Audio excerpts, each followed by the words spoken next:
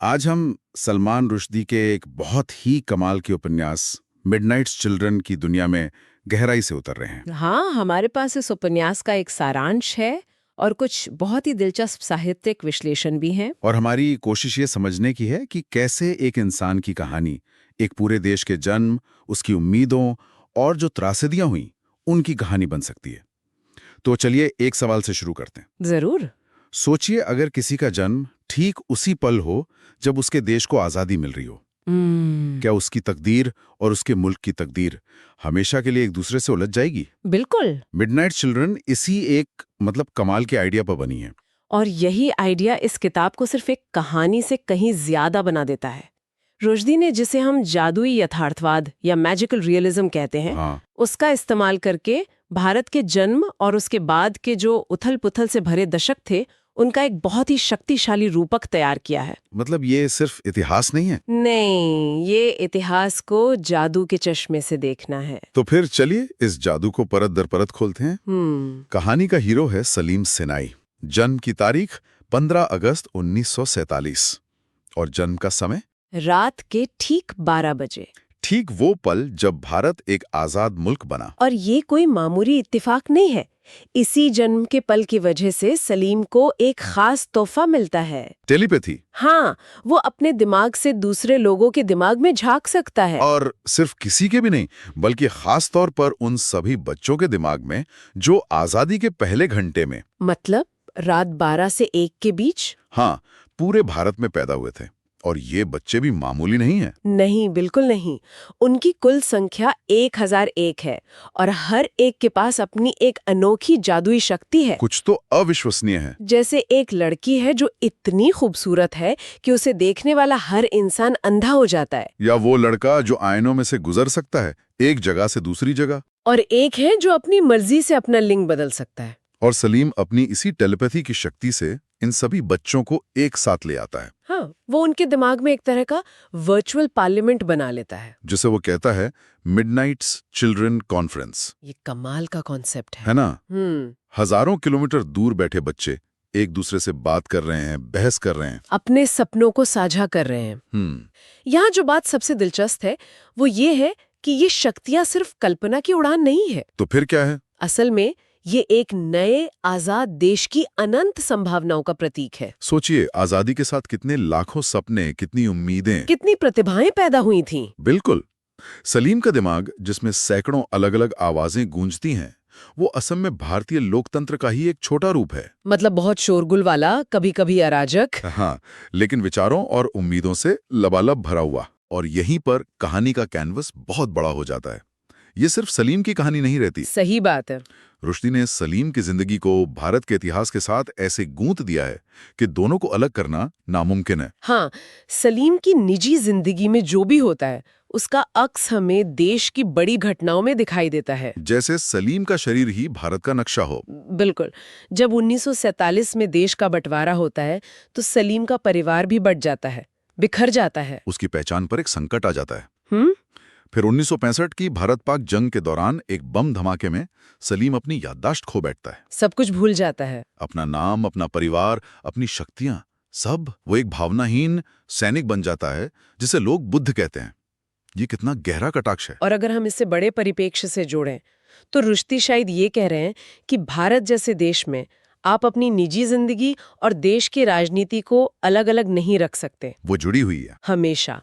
सलीम की याददाश्त का खोना एक तरह से देश के द्वारा अपने इतिहास के कुछ हिस्सों को भूल जाने का प्रतीक है। और सबसे जरूरी, जब 1975 में आपातकाल लगाया जाता है, द इमरजेंसी, तब मिडनाइट्स चिल्ड्रन कॉन्फ्रेंस को बेरहमी से नष्ट कर दिया जाता है। तो अगर हम इसे और गहराई से देखें तो रुश्दी ये तर्क दे रहे हैं कि व्यक्तिगत और राजनीति को अलग नहीं किया जा सकता। सलीम का शरीर और उसका जीवन ही राष्ट्र का एक जीता जागता नक्शा बन जाता है। उसकी बीमारियां राष्ट्र की बीमारियां हैं। और उसकी याददाश्त का खोना, जैसा आपने कहा, राष्ट्र के अपने इतिहास को भूलने का प्रतीक है। बिल्कुल। कहानी में दो मुख्य प्रतिद्वंद्वी हैं जो दो अलग-अलग विचारधाराओं का प्रतिनिधित्व करते हैं। हाँ, सलीम और शिव। एक तरफ है हमारा हीरो सलीम सिनाई, जिसकी बहुत बड़ी और संवेदनशील नाक है। जो एक तरह से अंतर्ज्ञान और भारत की मिलीजुली गंधों का प्रतीक है। मसाले, पसीना, भीड़। हाँ, वो नैतिक और भावनात्मक नेतृत्व को दिखाता है। और दूसरी तरफ है शिव। शिव, उसका जन्म भी उसी समय हुआ था। और उसके पास है अविश्वसनीय शारीरिक शक्ति, खासकर उसके चाकू जैसे तेज घुटने। उसका नाम हिंदू विनाश के देवता के नाम पर है और वो हिंसा, सैन्य शक्ति और सत्तावाद का प्रतीक है। तो एक तरफ दिमाग, दूसरी तरफ ताकत। ये द्वंद्व असल में भारत के भविष्य के लिए दो अलग-अलग रास्तों की लड़ाई है। एक रास्ता सलीम का है, जिसमें हजारों आवाजों को सुना जाता है, समझा जाता है, जो लोकतांत्रिक है। और दूसरा रास्ता शिव का है, जो क्रूर बल और हिंसा से अपनी बात मनवाता है। ये बहस तो आज भी उतनी ही प्रासंगिक है ना? बिल्कुल। और इस लड़ाई को और भी ज्यादा नाटकीय बनाने के लिए रुश्दी कहानी में एक ऐसा मोड़ लाते हैं जो सब कुछ उलट-पुलट कर देता है। हाँ, बिल्कुल। हिंदी फिल्मों जैसा जबरदस्त ट्विस्ट है। जन्म के समय एक दाई, मैरी परेरा। इसका मतलब ये हुआ कि सलीम, जो असल में एक गरीब हिंदू परिवार में पैदा हुआ था, वो एक अमीर मुस्लिम परिवार, सिनाई परिवार में पला बड़ा। और शिव, जो असली में सिनाई परिवार का वारिस था, वो गरीबी में बड़ा हुआ। वाह! ये अदला बदली सिर्फ एक कहानी का मोड़ नहीं है, ये भारत की मिश्रित और अक्सर भ्रमित पहचान पर एक बहुत गहरी टिप्पणी है। कैसे? रुश्दी इसके जरिए धर्म, वर्ग और विरासत की बनावटी दीवारों पर सवाल उठा रहे हैं। वो पूछते हैं, हमारी पहचान क्या है? क्या वो जो हमें जन्म से मिलती है, या वो जो हम अपने अनुभवों से बनाते हैं? ये भाग्य और स्वतंत्र इच्छा का सवाल भी है। क्या हमारी पहचान जन्म से तय होती है या हमारे अनुभवों से? सही। अब उपन्यास के सबसे अंधकारमय हिस्से पर आते हैं। 1975 से 77 का आपातकाल, द इमरजेंसी। इस दौरान सरकार मिडनाइट्स चिल्ड्रन को एक खतरे के रूप में देखती है। क्योंकि वो अलग है, वो सवाल उठाते हैं, वो काबू से बाहर है, सत्ता को अनियंत्रित प्रतिभा से हमेशा डर लगता है।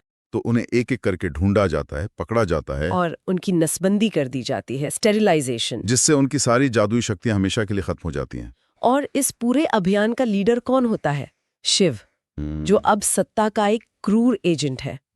यहाँ नसबंदी का अर्थ सिर्फ शारीरिक नहीं है, ये बहुत गहरा प्रतीकात्मक है। इसका क्या मतलब है फिर? ये सरकार द्वारा राष्ट्र के सपनों, उसकी रचनात्मकता, असहमति की आवाज और स्वतंत्रता की भावना को कुचलने का प्रतीक है। मतलब एक तरह से ये दिखाता है कि कैसे एक सत्तावादी शासन किसी देश की सबसे बड़ी क्षमता को ही नष्ट कर सकता है। तो जो मिडनाइट्स चिल्ड्रन कॉन्फ्रेंस भारत के लोकतंत्र का एक खूबसूरत सपना थी, उसे बेरहमी से कुचल दिया जाता है। बिल्कुल। अंत में सलीम को अपनी अदला बदली की सच्चाई का पता चलता है और उसे महसूस होता है कि उसकी पूरी जिंदगी एक झूठ पर आधारित थी। हाँ, और वो भविष्यवाणी करता है कि उसका शरीर टुकड़े टुकड़े होकर बिखर जाएगा। उसका शारीरिक विघटन। और सलीम का ये शारीरिक विघटन भारत के निरंतर राजनीतिक और सामाजिक विभाजनों का ही प्रतीक है। अच्छा। ये इस विचार को दिखाता है कि कोई एक व्यक्ति पूरे राष्ट्र के विरोधाभासों और नियति का बोझ नहीं उठा सकता। लेकिन क्या अंत पूरी तरह से निराशाजनक है? सारी उम्मीदें खत्म? पूरी तरह से नहीं, एक उम्मीद की किरण है, लेकिन वो भी बहुत जटिल है। कहानी में पार्वती द विच है, जो जादू और आशा का प्रतीक है। हाँ। और शिव है, जो हिंसा का प्रतीक है। उन दोनों का एक बच्चा होता है, आदम। तो उम्मीद और हिंसा से एक नई पीढ़ी का जन्म। ठीक। पार्वती की मृत्यु के बाद सलीम उस बच्चे को पालता है, तो ये बच्चा एक नए भारत का प्रतीक है। एक ऐसा भारत जो प्रेम और हिंसा, आशा और क्रूरता दोनों की विरासत से पैदा हुआ है। तो इस सब का निचोड़ क्या है? मिडनाइट्स चिल्ड्रन हमें क्या दिखाता है?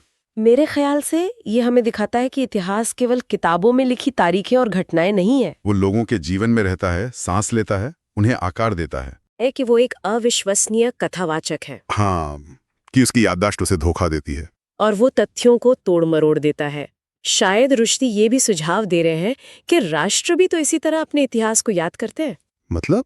क्या राष्ट्रीय इतिहास भी एक व्यक्ति की याददाश्त की तरह ही चयनात्मक, पक्षपाती और अविश्वसनीय हो सकता है? वाह, ये तो सोचने वाली बात है।